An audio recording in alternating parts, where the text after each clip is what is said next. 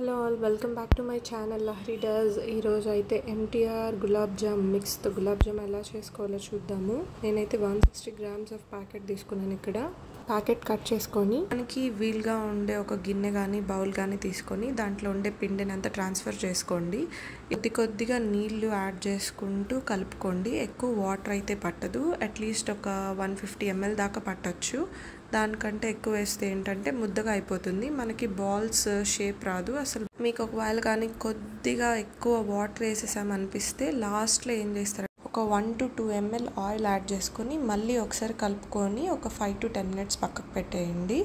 So ఇది అయిపోయాక రెండు చేతులకి ఆయిల్ కానీ గీ కానీ అప్లై చేసుకొని మీకు కావాల్సిన షేప్లో బాల్స్ లాగా చేసి పక్కన పెట్టుకోండి.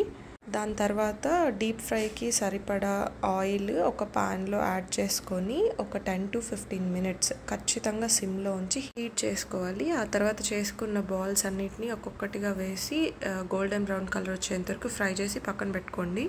ఇప్పుడైతే షుగర్ సిరప్ కోసం మనం ఒక 900 ml వాటర్ యాడ్ చేసుకోవాలి. దాంట్లో 900 grams ఆఫ్ షుగర్ పడుతుంది. దాంట్లో 10 యాలకులు తీసుకోండి, సరిపోతాయి.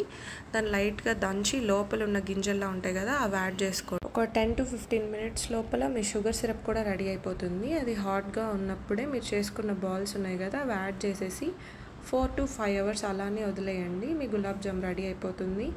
ఇది మీరు హాట్గా తినొచ్చు, ఫ్రిడ్జ్లో పెట్టుకొని తినొచ్చు. కొంతమంది ఐస్ క్రీమ్తో కూడా ట్రై చేస్తారు, అది చాలా బాగుంటుంది. Give it a try. Like, share and subscribe to Lahari does.